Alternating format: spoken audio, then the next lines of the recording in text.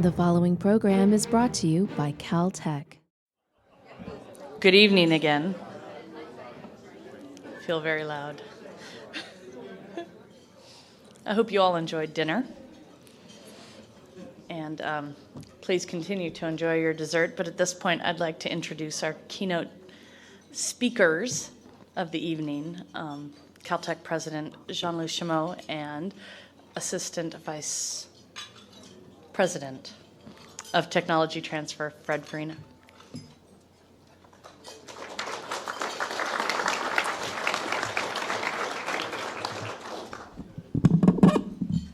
Thank you. Are you enjoying the evening so far? Good. I'm very happy. We're going to talk to you a little bit tonight about technology transfer. And it's a topic I do like. I also like the fact that I have a co-speaker. And since he works at Caltech, I like it very much because it means he prepared the presentation. I will mostly introduce the topic, and he's going to do the heavy lifting. So I really appreciate Fred's work here. Before we go into the topic of technology transfer, a couple of you asked me tonight one person said you were in Boston recently and you gave a talk about what's going on at Caltech. It was very exciting and loved the stories and everything. Are you going to do the same tonight? I said, no, because we have a specific topic tonight. But still, I think I should give you maybe a little bit of good news, of excitement at Caltech. So I decided to make 3 remarks first about what's going on at Caltech right now and to show you that things are very exciting and going very well. I just flew back last night. I came back last night from Norway. And why was I in Norway? I was in Norway to have dinner with the Crown Prince of Norway. At least not exactly me. It was 500 people and me having dinner with the Crown Prince of Norway. And the reason is that there is a new prize which was established by a US entrepreneur who retired a few years ago, and in fact, a California-based entrepreneur, Fred Kavli. Fred Kavli had done very well in his career, and he established a foundation, and he has been very supportive of Caltech, by the way. We have a Kavli Institute for Nanoscience on a campus that he has been endowing. And he created a new prize, the Kavli Prize, for the sciences of the 21st century. Now, there is the Nobel Prize, which was established for the sciences of the 20th century, has done very well. So there is a Kavli Prize now for astrophysics, nanoscience, and neuroscience. And it was the first year the prize is given, the same amount as the Nobel Prize, $1 million. It is awarded by a king, but since Fred Kavli was from Norway and not from Sweden, it's not the king of Sweden, it is the king of Norway. So my wife and I, in fact, were in Norway for a couple of days because one of the first recipients of the prize was a Caltech faculty, Dr. Martin Schmidt. Dr. Martin Schmidt received the prize for astrophysics, and it is amazing to be selected for such a prize and to be the first one. And I thought it was very interesting because of his alphabetical orders and all those things. He was actually the first one to receive the medal and the check. So of all of the awardees forever, he will be the first one, Martin Schmidt. So good news on that front. Since we are talking about technology transfer, I decided to select a couple of two other items which are related.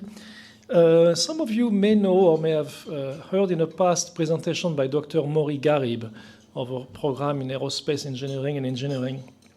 And about a few weeks ago, his work was selected as one of the top 100 technologies by R&D magazine, New Technologies. And Maury has been developing a very small miniature micro camera which can be used for medical purposes, and it is in development and it's starting to be used. And it was selected as one of the top 100 technologies in the world right now by R&D magazine. No, whatever that means, but I think it's a good thing. Now, from time to time at Caltech, we have to accept that there is some good work being done at MIT. And from time to time, we have to accept that MIT has some good taste too. Every year there is an MIT the technology review. They look at the most promising young people in technology, and they select a very, very small number of young people below age 35 who are clearly they view as being best innovators, young innovators in the world. And one of our new faculty members, she came to Caltech less than 2 years ago, Dr. Julia Greer, again in engineering, was selected by MIT as one of the top innovators in the world, age 35 or less. And she's doing work in nanotechnology, nanomechanics, and so on. So I could go on and on, but it is not the topic of tonight. I know you asked me for a lot of good news, but three good pieces. And then the best news of all, 2 weeks from now, less than 2 weeks from now, we have a new freshman class. All of you are very good, extremely smart. You were smart when you came here. But I think they're even smarter. In fact, the problem that we have, you have, I have, is that at least if you trust some criteria like grade point averages and SATs and all the good things, they get better every year. So we are going to again have the best freshman class ever this year, and including 40% of them being women.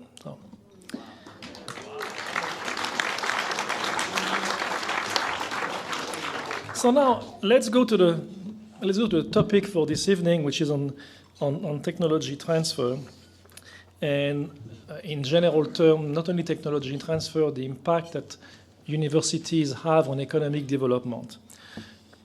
First thing I would like to point out is that it is not a new topic.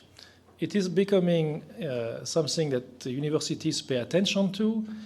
Universities are in fact more and more expected to do from the public and governments and so on. However, universities, I believe, were created, especially in a modern history, to support economic development, to support the countries in which they are being created.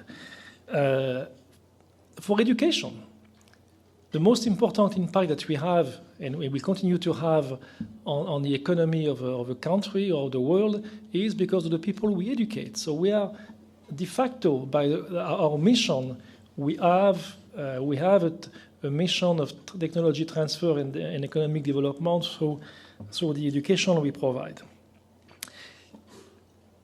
Universities in this country, many of them, in fact, were established to support economic development.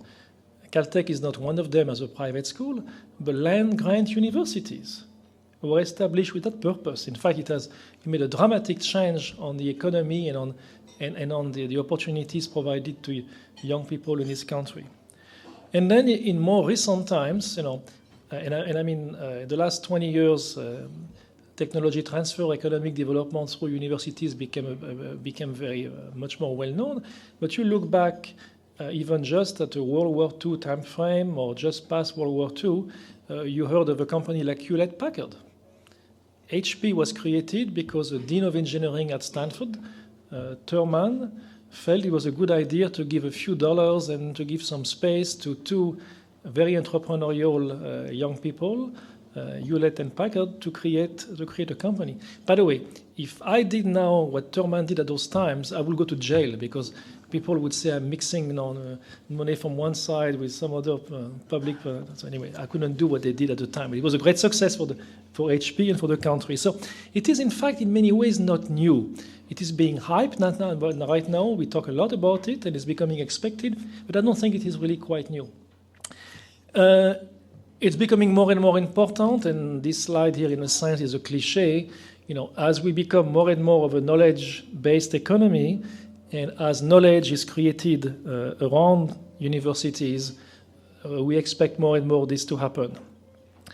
There was a fairly interesting study a few years ago by Michael Porter from Harvard, and he looked at, if you want, the impact of what he calls clusters of innovation have on the economy of a country. And now, without going into the details, you can show that the impact of clusters of innovation, and the most well-known being the one around Silicon Valley, Route 128, San Diego area, Texas, Austin, and a few others, as well as a few in different parts of the world. The impact is enormous on the economies of the countries where they are located. And what is interesting, if you look at all those clusters, especially the ones in the US, all of them are centered around major research universities with major programs in science and technology. I do encourage you, if there are a number of articles and papers and books that Michael Porter wrote about that, I think they're very interesting to look at. Now, this is a definition of technology transfer. Basically, we go from knowledge being created in a university environment to transfer it for-profit application in the private sectors. There is a key event in this country, which was in 1980, the Bayh-Dole Act, and I will give you some more details in a few minutes. And the Bayh-Dole Act created a major change in the way universities dealt with this issue and this opportunity. Before 1980, honestly, there were only very few universities which had active and somewhat successful technology transfer program. The ones coming to mind are MIT, Stanford, and the University of Wisconsin. I have to mention the University of Wisconsin because my wife got a degree. my wife got a degree from Wisconsin in chemistry, by the way. But no, seriously, Wisconsin as a state university was one of likely the first one to start to get seriously involved in technology transfer and to start doing the kind of things that MIT and Stanford were doing. Suddenly, and I will come to it again, there is the Bayh-Dole Act in 1980, and it leads to major changes, and you have a significant number of institutions which get engaged. And the statement here is important. If you receive federal support from the government, like we do for our research, a major part of the research funding coming to Caltech comes from the federal government.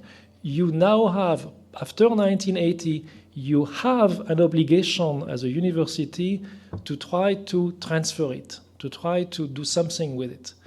So I think it is something that people often forget. They say sometimes, why do you do it? There are a number of good reasons to do it, and I will come to them in a minute, but we are also required to do it. If we do not try to commercialize our ideas, we would not fulfill the requirements of the Bayh-Dole Act, of what the federal government expects us to do. Before 1980, it was relatively difficult to license inventions.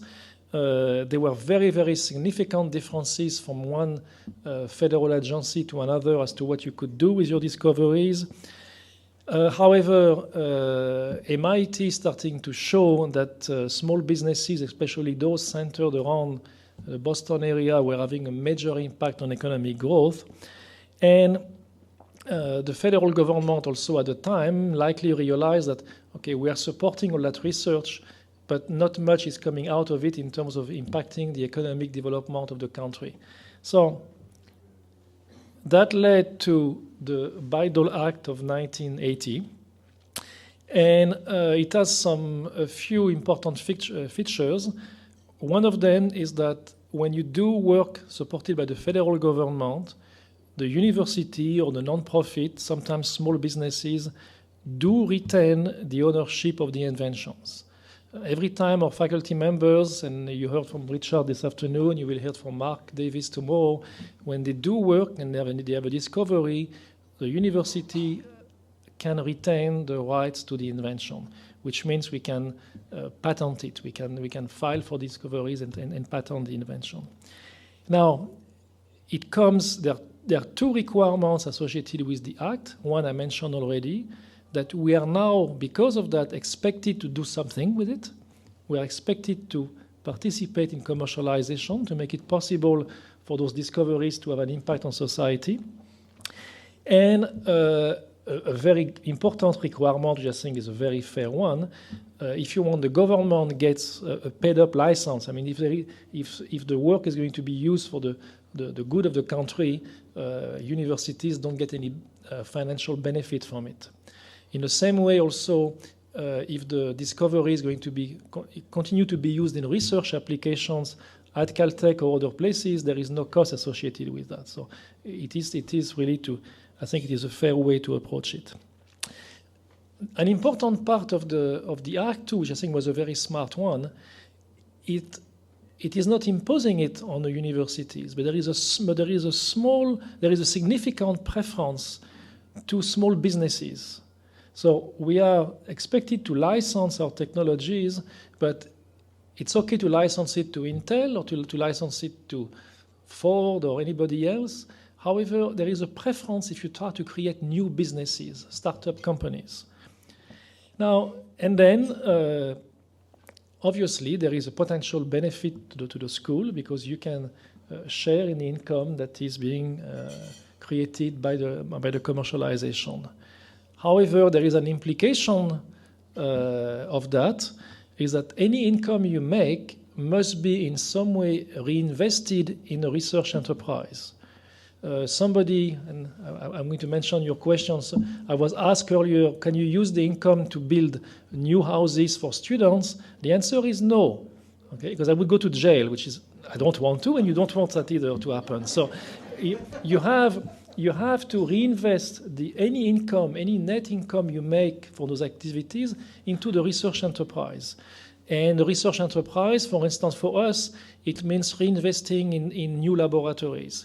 It means renovating new space for faculty. In fact, as I was preparing for this evening, without giving you numbers, for good reasons, I could give you numbers if you want numbers, but the net income that Caltech makes currently from those activities basically is equivalent to what we spend every year for laboratory renovations, research laboratory. The numbers are very similar. See, Fred, you do a lot. Okay, so to give you an idea of what it is about. Now, is the Bayh-Dole Act working? Now, there have been lots of studies of that. I think it is, and you can look. For instance, those numbers are from 2006. In 2006, I think what is the number which I find the most interesting one, there was 550 new corporations established based on around universities in a country, and obviously a much larger number since the 1980, and they created obviously $1.5 billion in royalties for universities. I think the most important numbers, if you think about it long term, is those 550 new corporations being created. Now, interestingly enough, in 2002, The Economist had a very interesting article about commercializations coming out of universities. And for those of you who read The Economist, they are not always the biggest fan of the US approach to life and to ways of doing business. In this particular case, it is interesting that The Economist said that the Act is perhaps the most inspired piece of legislation to be enacted in America over the past half century. If you trust The Economist, I think it's a fairly good endorsement. And I think the gist of the article was that, in fact, the rest of the world, including England, including Western Europe, was a bit behind in that area, and I will come back to it again in a minute.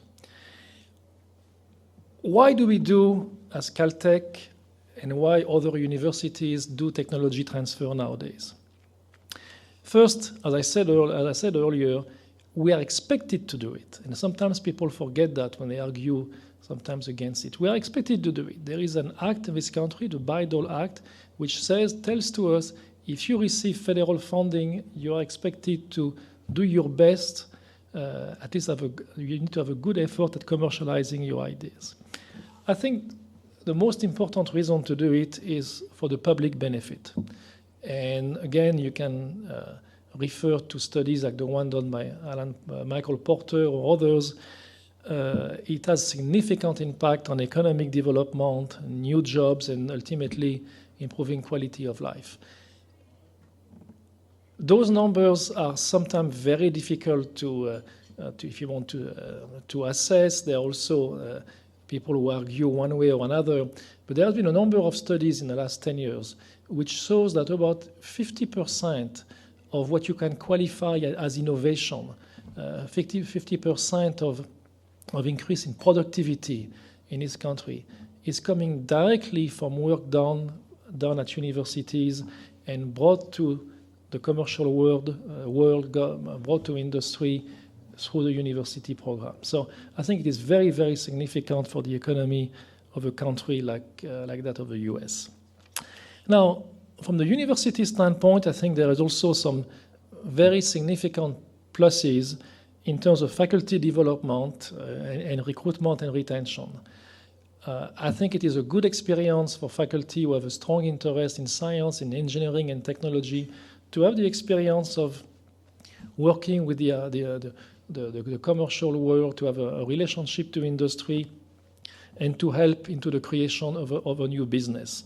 It's a learning experience for our faculty, and more, I mentioned here recruitment and retention, more and more the faculty we hire expect those activities to take place and to be done very well when they consider going to Caltech or going to another university. I think there is also a positive for students. In different ways, a number of students, sometimes undergraduates, very often graduate students, get involved in those activities.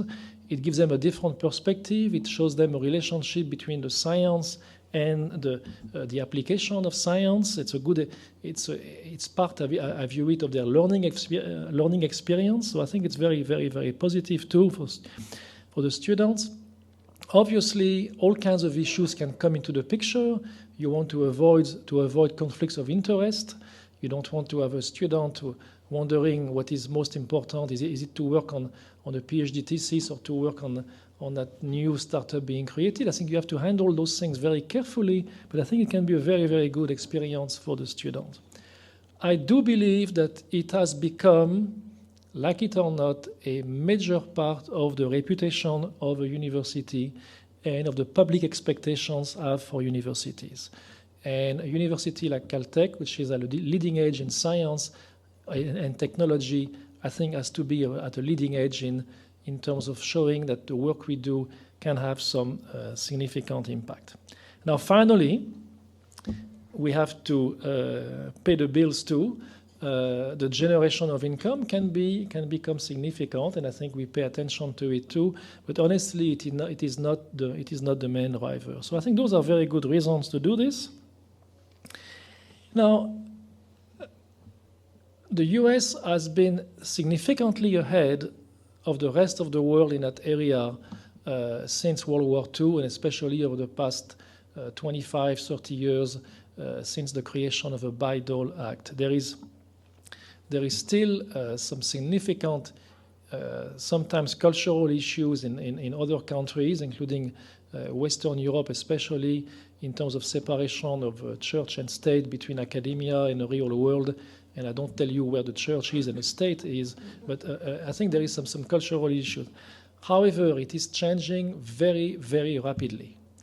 I am very familiar, and I have had some involvement in recent years in several countries in Western Europe, and there are some dramatic changes taking place in that area. They have realized that this is working very well for the US, and why not doing it ourselves? I mentioned the article in The Economist was part of that realization. There are countries in Asia which are, in a sense, starting to leapfrog and say, okay, well, it works, and let's do it. Let's take the model exactly as it is, and maybe even improve it. Example like Singapore and Korea come to mind, and soon I believe China. So we have the great advantage to have been somewhat leading, but I think we should not forget that the rest of the world is catching up very, very quickly. Now, we are going to go now, and Fred Farina will take over in a few minutes. We are going to go now to tell you a little bit more in details what Caltech does, how we do it on this campus. And as an introduction to that, I should say that the typical model at most universities, be it in California or anywhere in the country here, is what we call the home run type model.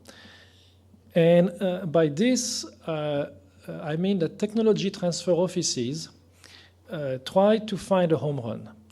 They look at the disclosures, the discoveries made by faculty. They hire people to look at, investigate those discoveries and try to identify the ones they believe are going to be home runs. And they patent those, okay? And then they try to license those. And they are trying to market those patents and so on. And obviously, you hope for a big hit. And from time to time, you do have a big hit. Some of them in areas that we would not really expect universities to be involved in. Anybody knows what has been the biggest hit so far in terms of technology transfer in university environment? At least the second biggest one. There is a bigger one now. Any idea? Gatorade. Gatorade in Florida as being the second biggest hit. Gatorade, yeah, it's University of Florida. Okay, the biggest hit in terms of technology transfer. Now, it is not the largest, and I mean biggest hit in terms of dollar to the university. It is not the biggest one anymore, in fact. The biggest one is by far, at least in one single payment to Emory University in Atlanta for the AIDS, basically what became to be known 15 years ago, the AIDS cocktails. Okay, they had some licenses that were used by another corporation that will remain nameless. It's easy to find, obviously, but I will not name it today. And there was a major settlement a few years ago that the university won in court, and that was the biggest hit in terms of technology transfer. But Gatorade is really a very positive one, and that's the biggest one so far. Now, hoping for a big hit is not necessarily the best way, and having people trying to identify what piece of science is likely to be the most successful in the future is also, to me, I think, a dream. So, in fact, there was a study of that in detail by the Kaufman Foundation published a couple of years ago, and which clearly showed that the home run type approach was not the most effective, and it was driven, in fact, by the idea of universities looking for a home run to get a large amount of money. Now, that Kaufman Foundation said that it would be much more effective. It would be much more effective to, in a sense, believe in your scientists, and if they have great discoveries, to believe that some of them will have some major impact, but it is very hard to guess which ones will be successful. So, inside, when we say here to look at volume, it doesn't mean, it means that you don't try to be over selective in what you decide to patent or license. It's interesting that report was published only a year ago, because to give great credit to people at Caltech, and one person called Larry Gilbert that many of you know, and now Fred Farina, I think what they decided to do when they started the program here was clearly to take the approach here that is being now promoted by the Kaufman Foundation, and which is to look at a volume type model. So The Caltech model is very different compared to the home run one. First thing, and it is highlighted here, is to develop a good relationships between the faculty and the Office of Technology Transfer. We want to have happy faculty members at Caltech. I want to have happy faculty members at Caltech. Faculty members, are you happy? Mark? Mark is happy. Yeah, they're happy, okay? And, I'm not being facetious here, because I have had experience elsewhere. If you look at the relationship between technology transfer offices and faculty, it is usually of a tense relationship. In fact, because of the home run model, because the technology transfer specialists believe that they know better and they want to hyper-select what they are going to really promote. Here at Caltech, we trust that our faculty are doing some amazing work. Okay? And we believe that we cannot really judge, we are not qualified enough to judge as to which of those pieces of work which are actually great to a great applied success, and that the best way is to not to over-evaluate, to trust our faculty, and in fact to try to license, protect, promote, if you want, as many of those discoveries as we can. So we do invest on a per capita basis, in fact, much more than other universities in helping our faculty protect, patent their discoveries. And in fact, we try to apply the Bayh-Dole Act as best as we can. We try to focus a lot on startup companies. We believe that our biggest impact is by giving opportunity to people, very often young people, in fact, to start new businesses. Some of them will succeed, and you will see some data later on. Some will not, but we view it as being really our approach. And I want to reemphasize that great relationship between the faculty and our Office of Technology Transfer is something which is part of the model. We also, and Larry and Fred and others have developed a way that they are business friendly. I have had the experience the past couple of years to meet a number of the CEOs or founders of those companies and people who became the managers of the corporations. And I have not met one yet who would complain about the way the relationship between Caltech and the company was handled. And in a sense, basically also because we try to put together fair and reasonable deals. Many universities are greedy. And by being greedy, they don't succeed. I think what we try to do is to have a fair deal. We prefer to have, it's much more important to have a small piece of something very successful than to own a very large piece of a failure. So that's a simple model that we try to apply. And Fred here used the term 2 bites of the apple. By here, in fact, to me, there are 3 bites. But by this, he means, okay, we believe that we will have a number of successful companies, and because of that, we are going, in fact, to generate some income and some for Caltech. But then, if those companies are successful, the founders, sometimes they are alumni of Caltech or faculty members, are going to be very successful too. And they will come back to Caltech and tell us that they want to create the Mark Davis building for something on the, this is the second bite of the apple, but there is also there is one bite that we forget. I think is to make the first bite is to make all of our customers happy, starting with the faculty, the students who are sometimes involved, and the business people who work with us. I think it's a major part of this approach.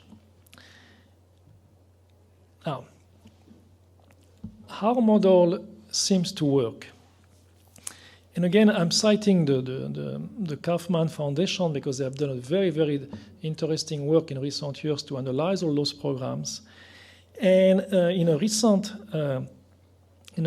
report, they clearly outlined that there was a number of schools that are doing an amazing job, and they cited Berkeley, Caltech, Stanford, MIT, and Wisconsin. Now, what is interesting in that one, and it shows how well we are doing in a relatively short amount of time. Stanford, MIT, and Wisconsin, I told you, started 50 to 40 years ago. Berkeley also started very, very early, and Berkeley is humongous in size compared to Caltech. Now, we are tiny Caltech. We started those programs only a dozen years ago or so, and we are now being viewed as among the elite in a country. So it seems to show that the model that we have do work, and you will get, in fact, more information about it in a minute. So before I leave the floor to Fred, who is going to do the heavy lifting and tell you all the details of what you do, I would like you to really appreciate that I am extremely proud of the research being done every day here by the faculty and students of Caltech. We are extremely proud that Martin Schmidt got the Kavli Prize for his scientific work. The scientific work is our driver. But I think it is very, very important for Caltech, its alumni, its faculty, to be also extremely proud of what you're going to hear in a minute about the successes of those new companies that we are creating that are providing opportunities to people, that are also getting our faculty to think about new ideas, and ultimately, I think, are doing some good for the economy of the local economy, the economy of the country, and the quality of life of people in this country. So I think it is a very important part of Caltech. And now I would like to have Fred Farina tell you exactly how it is done. And again, I want to thank him because he's the one who prepared all this.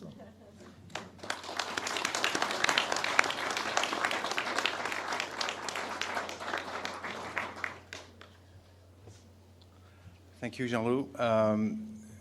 Before I start, I just want to mention that the expression 2 bites of the apple approach is one that was invented by Larry Gilbert.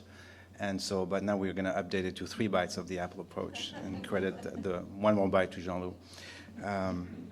One of the reasons we're able to actually start this strategy of heavy patenting, which makes sense back in '95 when this office was created, is a bit serendipitous. Like everything in life, seems that there is some serendipity involved. And one of the reasons is that we had a really good royalty stream from a key invention, huge impact in society. That is the automated DNA sequencing technique that was invented here.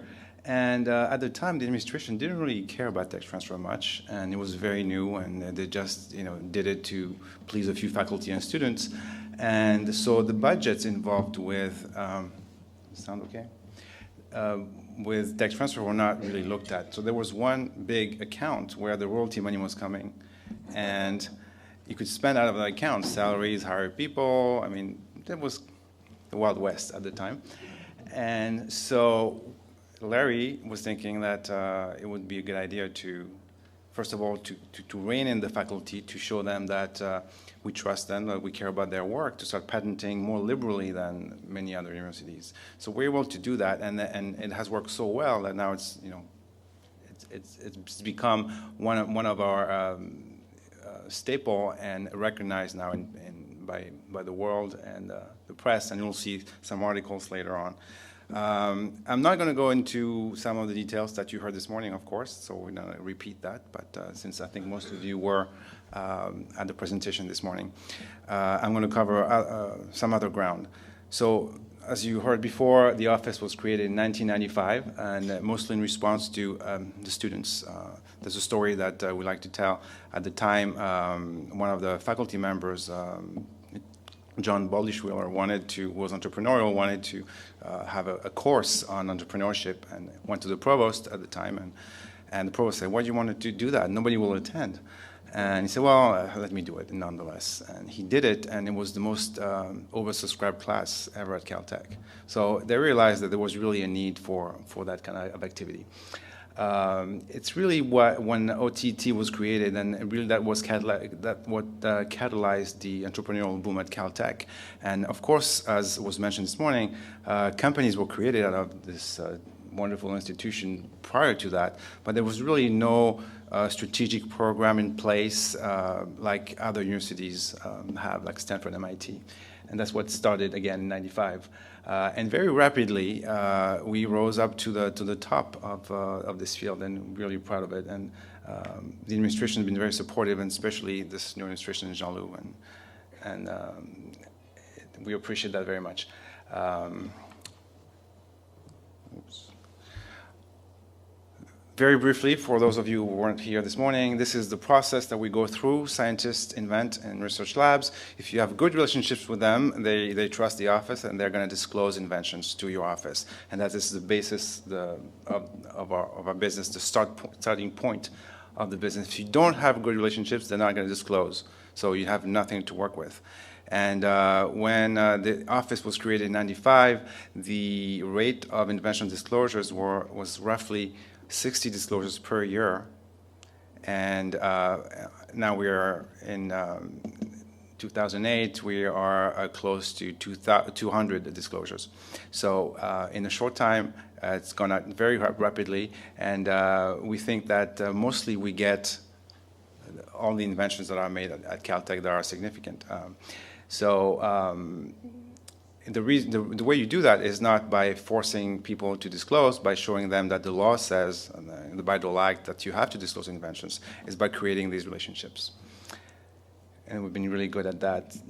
The second part is, of course, the invention evaluation. That's a very, very common sense at Caltech. We don't spend a lot of time doing that. So mainly we make a patent filing decision and move on to the next step. Technology licensing, that can go to a large company or a small company.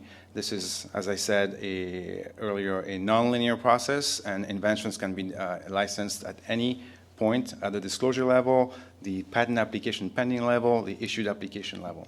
And our focus is on startup companies. Why? Because that's where we can have the most impact. Number one, Bayh-Dole Act says preference to small businesses. And also, we have some control of helping an entrepreneurial faculty or student take the technology out, getting them together with venture capitalists, and getting a company off the ground, which is a very exciting proposition for everyone involved, us, the students, and the faculty. Established companies, the licenses also, of course, we do that. It's less under our control. This is, I think, where the serendipitous part of this business really happens. Large companies tend to find the technologies they need, and faculty members are the best marketing team we have because they publish, they go out to conferences, they have contacts in these companies, students, etc. And that's how the companies, how we found them and they find us. So a few numbers.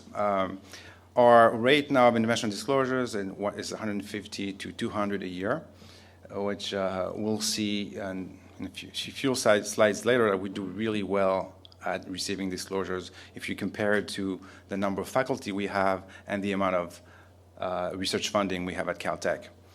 Number of patents also, we are through the roof on the number of patents issued, 120 to 140 every year.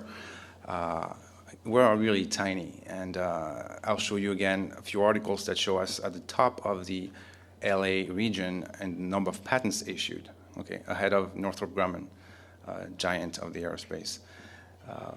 As far as licenses, we do 40 to 50 a year, and a subset of those licenses include startup companies. 8 to 10 generally are startup companies, and depends on the year. And our revenues, oscillate depending on what happens that year. We're a bit irregular because our model is startup companies. We take equity in the startup companies, and we kind of depend on the markets out there, the IPO markets and acquisitions, and because that's when we can actually liquidate our ownership in those companies when there's an IPO or an acquisition. So some years are great, some years are less, but we have a baseline of royalties that around 10 million that keep us profitable and have kept us profitable for the last pretty much 15 years. Okay, this is an interesting little table, and we like to compare ourselves to our our peers, MIT and Stanford. The first column shows the institution and the year the technology transfer program, was created at those institutions. So as you can see, Stanford started in 70, MIT did in the 50s, and we started in 95. The second column shows you the research budget, what these universities spend in research every year. So Stanford, 1.1 billion, MIT about 1, and Caltech, 200. This is an average over, I believe, 5 years. And so I think this year Caltech is at 250 or something like that.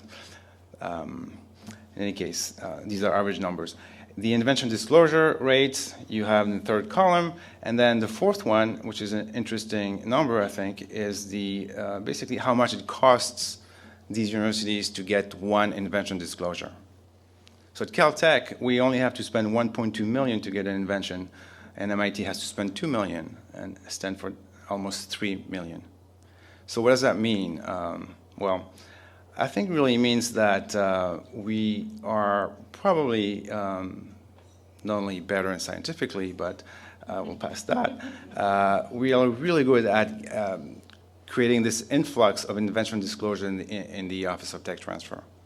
We see pretty much, as much as we can what's happening on campus, and we receive them. And I think at MIT and Stanford, they don't get to see everything. So some of those inventions just go out the back door or never see them. Oh, did I? Sorry. I missed something.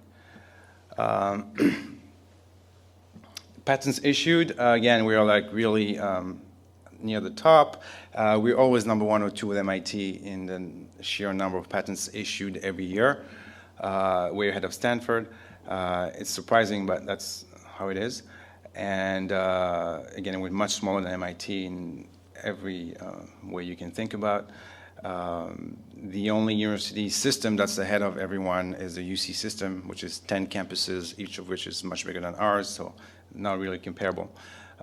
You see the number of faculty in those institutions. And also, we're able to do all this with a really small technology transfer staff. So we have the same kind of productivity as MIT and Stanford, but we're like 1/3 the size as in tech transfer.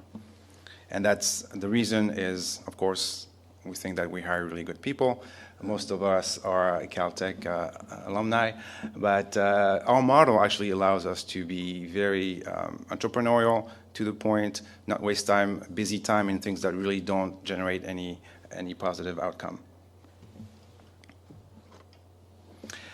I'm going to go over a report that we put together a couple of years ago, and that's we decided to look back and look at the first decade of tech transfer at Caltech in terms of new companies created at Caltech.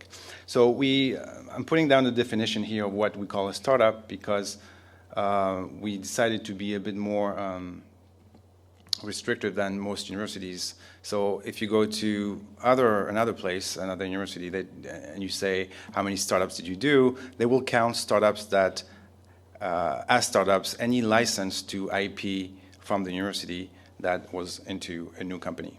So that's a startup. We added the requirement of getting funding because I think it gives grounding to the company, and it's more like, okay, what are the real companies? We want to know the real companies, not just the little garage companies that never went anywhere. So we added the requirement of at least $500,000 in funding. So this is how we define a startup company. We also define a few categories. The red ones are, I don't know if you can see the colors, but are basically the failed companies, the different way they can fail, and they do fail a lot. That's the nature of the business. The green ones are the ones that have been successful in terms of having an acquisition or an IPO. And the blue ones are the ones that are still active companies and that are developing products and ongoing companies. So this is what we got. In that decade, we created 78 companies. And again, if we use the looser definition, where just companies without the funding requirement, and we'll go up to 120. Almost 40% of those companies were backed by VCs. I'm talking about top VCs, Bay Area VCs. So pretty high number. The other ones were funded in different mechanisms. The 3 Fs, that's what we call the friends, family, and fools. People who invest because they like you. And then other sorts of investors, small businesses and small investors and public companies.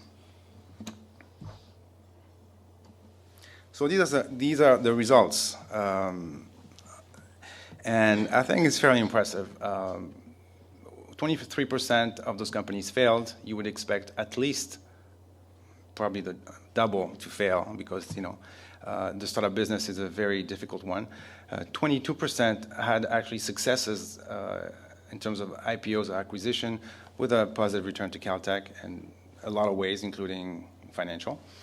And the other 55% are still ongoing companies that are trying to make it and develop products and hire people and contribute to our economy. So these are the results. These are very much envied by VCs because their model is out of say 100 companies, they hope that 10 succeed and they rely on the success of those 10 companies. So we do well in that kind of ratio. Some interesting facts about this. 23 of those companies have actually products in the marketplace. Now, I don't know, I'm sure you know all about this, but to take a scientific discovery and bring it to an actual product is a gargantuous endeavor. It's very difficult. So many things change. You don't know if the markets are going to change, if the scientific hurdles are going to be overcome, if the CEO and the VP of finance who are married are going to get divorced. And I mean, we see all situations as possible, and it's obstacles after obstacle after obstacle. And to end up with actually products is a really remarkable thing. So having 23 of those actually ending up in products is a very significant achievement. Companies with sales over $1 million, there are 13, and 8 of those have royalty obligations to Caltech. So there's a royalty return in that. The other ones, either the patents do not cover the actual products, which means that they don't have royalty obligations to us, or occasionally we've done what's called royalty equity deals, equity-only deals, where the only consideration in the license was an equity ownership and not a royalty. So that's why there's a little bit of a discrepancy. And other interesting fact is 14% of only, I would say, of these companies do not use the licensed technology, which I think is really also a remarkable number because, again, you start with an early stage invention and you try to get it to the market, and on the way you're going to invent around, find new ways, hit obstacles, and you have to invent your way out of these obstacles and overcome them. And oftentimes you reinvent technology and you get really far from where you started, okay? But in a large majority of cases for us, they actually are using the technology that came out of Caltech. So that's how significant the technology was. If you look at the category of the active ones, not the ones that have IPO'd or been acquired, then we have, I see 10 companies. I need to update this number. Now it's like 17 companies with significant upside potential. And in the next 5 to 10 years, we hope to have quite a good number of IPOs and acquisitions.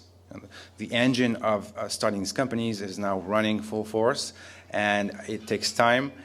Things were started in '95, and you can imagine that 5 to 10 years is the time to go to, again, scientific discovery to IPO acquisition. And I think we're hitting a time where we're going to have a lot of ripe companies for these equity hits and buyouts, etc. So we're hoping that the markets will improve, and this business is a bit dependent on how well the markets are doing in the IPO markets. For example, this year we had 2 companies file for an IPO, and one had to pull back and the other one is moving forward. So that's just life, I guess.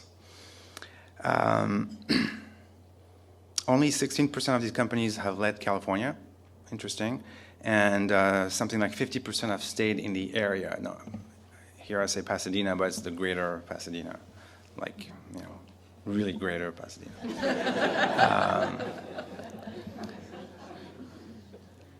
But still in the LA area. And then you have an idea of what, how many jobs were created at these companies, and over 1,000 total employees in Pasadena. This is actually Pasadena's by 500. The problem we have, and I'll talk a bit about this later, is that because we're not known for being a hotbed of entrepreneurship, this LA region, it's hard to get the competent management and the critical mass of people that can run a startup company from the beginning to acquisition or IPO, including the VC and etc. So what I was going to say.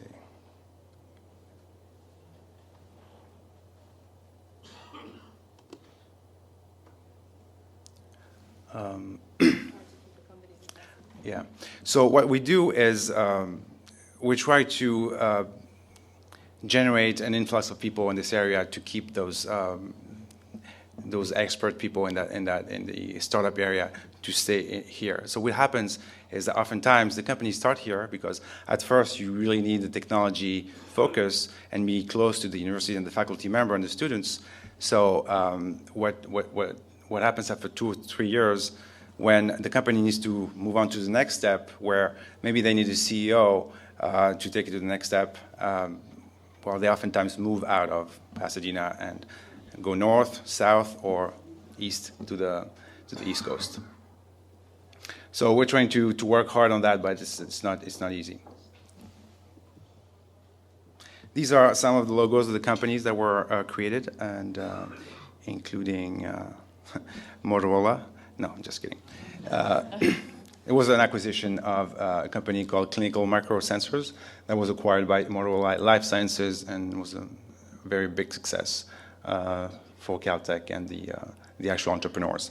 So here's some of those companies, just to be updated. So what are we trying to do? What are our goals and aspirations? And as I mentioned, it would be great to put LA on the map as an innovation center of the country. And it seems like all the elements are here, but they need to be put together. And we have a big disadvantage of the region being so geographically spread out that works against us. So what we're trying to do, 2 years ago, I tried to go to my colleagues at UCLA, USC Technology Transfer and try to see what we could do together.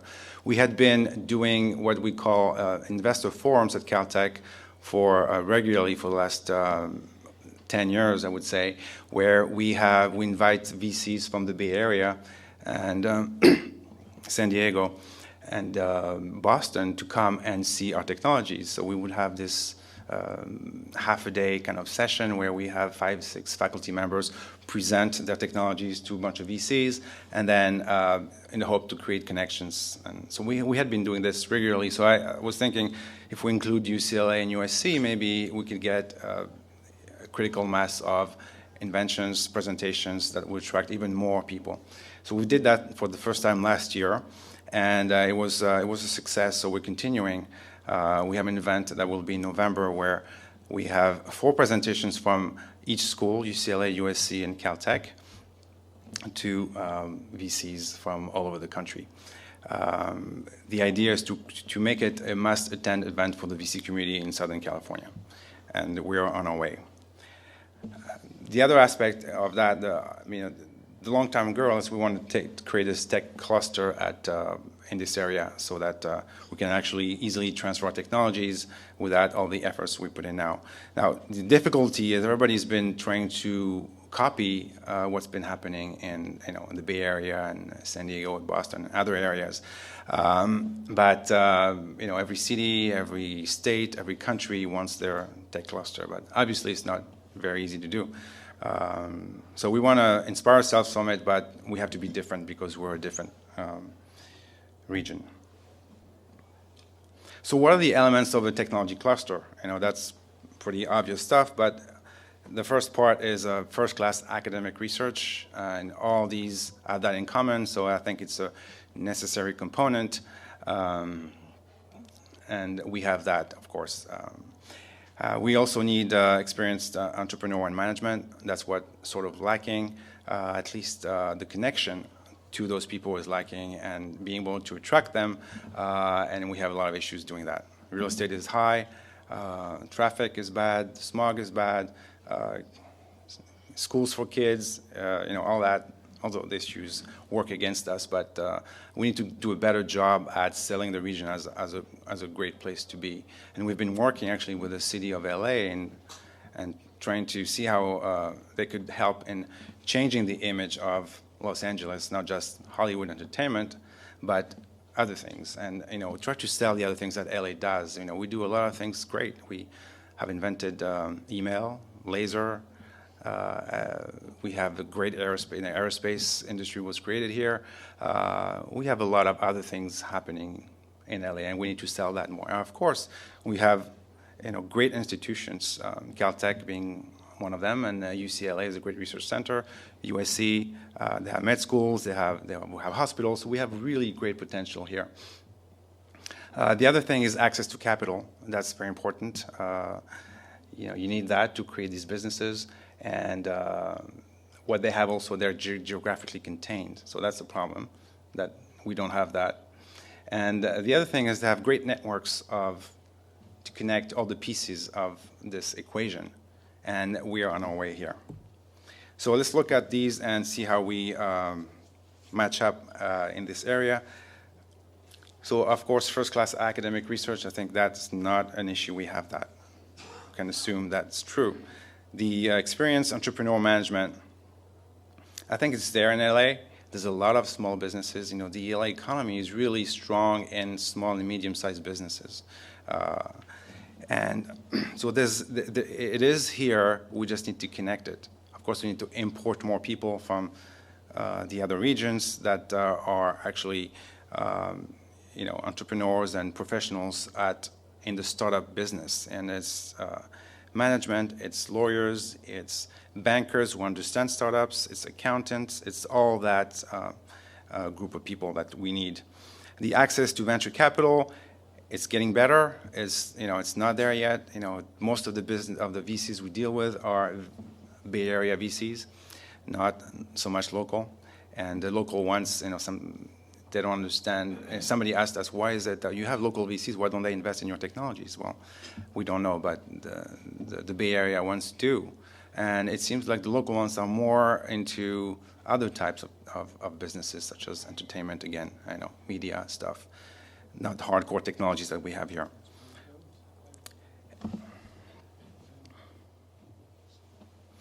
So that's the big issue. The geography of this area is not conducive to these clusters. So I think we need to try to invent ourselves out of that. I don't know what the solution is, but maybe different clusters by theme, maybe an energy environment here in Pasadena, maybe a biotech one near USC, and maybe an IT one near UCLA. I don't know. We need to try to put our heads together and with the local communities, the cities, et cetera, to try to find a solution to that. And then the interconnection of the networks of people that are in this business. And there's progress. We have organizations that are doing great work, but again, because of the geography, if you do mixers, events, et cetera, it's difficult for someone from the west side to come here for a mixer after a happy hour to meet people in the field. So we're working on that, but it's difficult. So now a little bit of bragging. It's always good to end the evening. This is a New York Times article that came out in 2007, and it featured our company creation, how well we do at company creation, and actually featured a company that was based on carbon meets technology that's used in RFID products, a company based in Seattle that we hope will be a big success. They've been growing. Their sales are, I think, near 100 million now, and they're looking at possible acquisitions or IPOs. I don't know exactly the details, but they keep it close to the vest. This is a very recent article from last month, and I mentioned it. So they talk about how LA has a history of being very innovative, and it turns out we are not the #1 institution to get patents in the area. And UCLA, USC are really small in comparison, 45 patents each. That was last year. And, UCLA is huge. UCLA is like, I can't even imagine how big it is, because when you look at Caltech, we're so small. And it's a combination, it's a powerhouse of research. It's a combination of, say, Berkeley and UC San Francisco. They have the medical research, and they have the engineering, and they have everything. And they only do 45 patents. So we're way ahead, and amazingly, the second one was Northrop Grumman. Another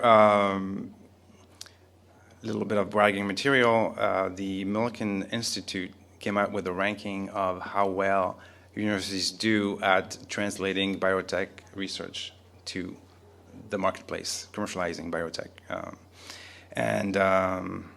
So here we are. All these institutions, they put together some kind of model, and it's all somewhat subjective. But the bottom line is, in all of these different studies, we always come in the top 5. So it makes me feel good that we're doing something right. It's not just the artifice of how they do the calculations. So MIT, surprisingly, the University of California system, and the reason, if you look at how they do this, is because the sheer volume, the size of they are. So that's why they are propelled to the second place. And we're even ahead of Stanford. Pretty amazing. Without a med school, may I say so. And that's it. So thank you very much. If you have any questions. Okay.